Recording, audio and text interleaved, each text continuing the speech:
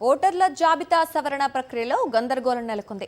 ఎన్నికల సంఘం చెబుతున్న దానికి క్షేత్రస్థాయిలో జరుగుతున్న దానికి పొంతన లేకుండా పోయింది. డిజిటలైజేషన్ ప్రక్రియను తూతూ మంత్రంగా ముగించేస్తున్నారు. ఇంతకీ ఓటర్ల జాబితా సవరణ సక్రమంగా ముగుస్తుందా? ఈ చివరి దశలో ఏం జరుగుతోంది? ఆంధ్రప్రదేశ్లో ఓటర్ల సవరణ జాబితా తప్పుదారి పట్టింది. ఈ కార్యక్రమాన్ని అధికార తెలుగుదేశం పార్టీ పూర్తిగా హైజాక్ చేసింది. కార్యక్రమం ప్రారంభమైన తొలి రోజుల్లోనే ఈ ప్రక్రియలో చొరపడిన ఆ పార్టీ క్రమంగా ఎన్నికల సంఘాన్ని సైతం తమ గుప్పెట్లోకి తీసుకుంది. ఫలితంగా వారు చెప్పినట్లే ఎన్నికల సంఘం కూడా నడిచే పరిస్థితి వచ్చింది. క్షేత్రస్థాయిలో BLOలు పూర్తిగా తెలుగుదేశం నేతల కనుసన్నల్లోనే పనిచేస్తున్నారు. దీంతో వారు చెప్పినట్లుగా వైఎస్ఆర్ కాంగ్రెస్ పార్టీకి చెందిన సానుభూతి పరులు ఓటర్లను అడ్డగోలుగా తొలగించేస్తున్నారు.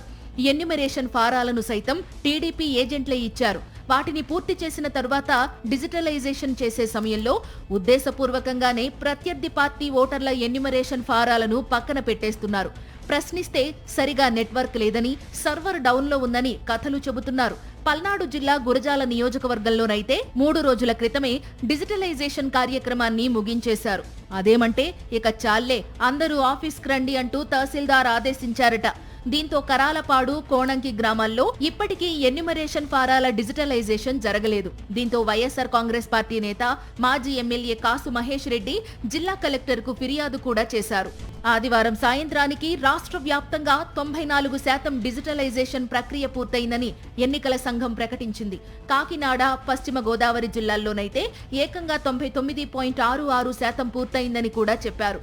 నిజానికి క్షేత్రస్థాయిలో పరిస్థితి అందుకు పూర్తి భిన్నంగా ఉంది. BLOలపై తీవ్ర స్థాయిలో ఒత్తిడి ఉండడంతో అసంపూర్తిగా మ్యాపింగ్ చేస్తున్నారు. దీంతో చాలా ఓట్లు ఎగిరిపోయే ప్రమాదం పొంచి ఉంది. దాదాపు 30% ఓట్లు గల్లంతయ్యే ప్రమాదం ఉందనేది ఓ అంచనా. ముఖ్యంగా అర్బన్ ఏరియాలో పరిస్థితి దారుణంగా ఉంది. మంగళవారం సాయంత్రంతో ఓటర్ల జాబితా సవరణ ప్రక్రియ ముగియనుండడంతో BLOలు త్వరగా ముగించేస్తున్నారు. చాలా మంది ఓటర్లను నాన్ ట్రేస్ అనే ఆప్షన్తో పూర్తి చేస్తున్నారు. దీంతో ఆ ఓట్లు గల్లంతయ్యే ప్రమాదంలో పడ్డాయి.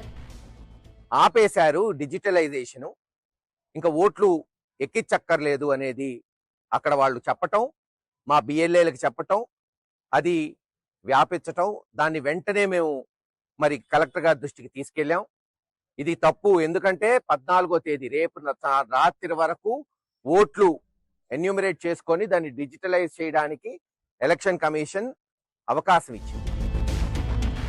నిజానికి సర్ కార్యక్రమం ప్రారంభమైన మొదటి రోజు నుంచే పూర్తిగా గాడి తప్పింది. క్షేత్రస్థాయిలో జరుగుతున్న అక్రమాలపై వైఎస్ఆర్ కాంగ్రెస్ పార్టీ ఎన్నిసార్లు ఫిర్యాదు చేసినా ఎన్నికల సంఘం పట్టించుకోలేదు.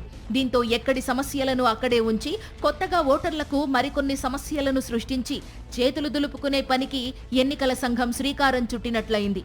ఓటర్ల ముసాయిదా జాబితా రిలీజ్ తర్వాత ఎంతమంది ఓట్లు గల్లంతయ్యారో తేలుతుంది.